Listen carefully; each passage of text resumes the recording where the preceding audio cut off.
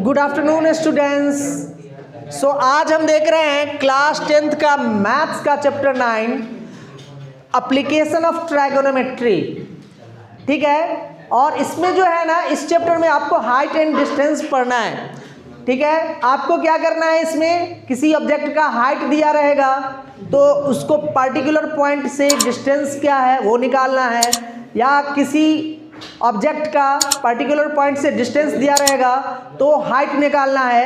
कभी कभी एंगल क्या बनेगा, उसके टॉप पॉइंट से वो निकालना है। तो तीन चीज़ ही निकालना है बेसिकली। सो इसमें कुछ बेसिक चीज़ है वो हम समझते हैं, वो हम देखते हैं क्या, line of site. Line of site क्या है, तीन डेफिनेशन है मात्र। Line of site, angle of elevation, angle of depression, यही तीन चीज का डेफिनेशन देखना है और फिर आगे हमें क्वेश्चन पे आ जाना है। तो लाइन ऑफ साइट किसे कहेंगे, लाइन ऑफ साइट।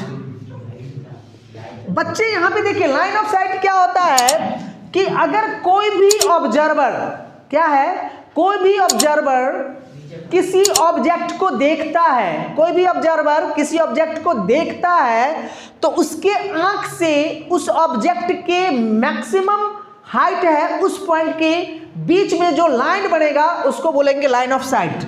अगर नहीं समझ में आया तो देखिए यहां आपको फिगर से समझाते हैं। मान लीजिए यहां पे क्या है, एक हमारा मीनार है, ठीक है, और ये हमारा हॉरिजॉन्टल सरफेस है। ठीक है, मान लीजिए ए बी एक मीनार है, क्या है, ये ए बी एक मीनार है और पी पॉइंट पे कोई ऑब्जर्वर है।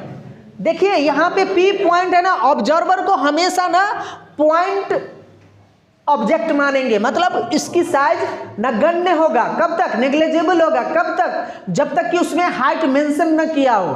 अगर हाइट मेंशन किया रहेगा तब आप उसको नेग्लेक्ट नहीं करेंगे, उसके हाइट को लेंगे। लेकिन जब हाइट अगर दिया रहेगा, नहीं दिया रहेगा तो उसको क्या है, वो पॉइंट ऑब्जेक्ट है, सीधे वो पॉइंट बनाएगा।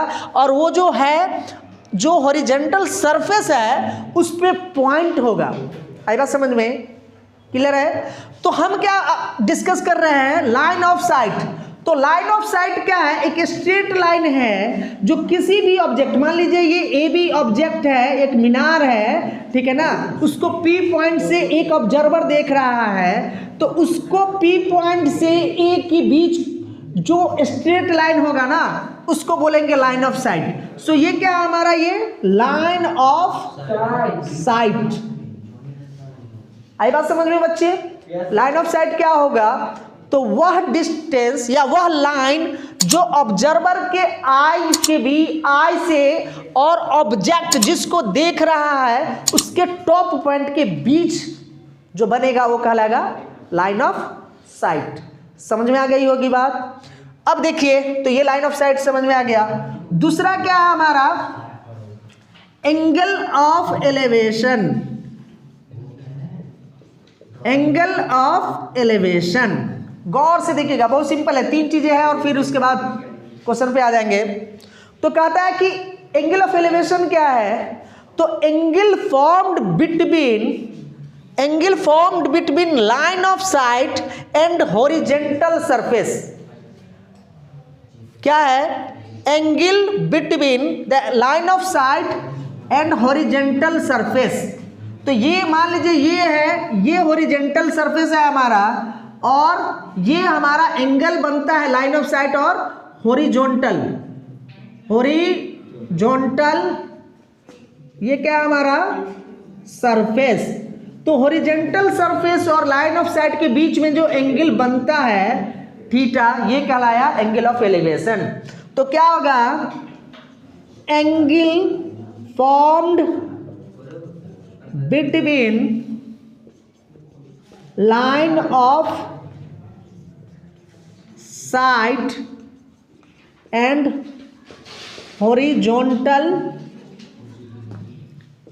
Surface is called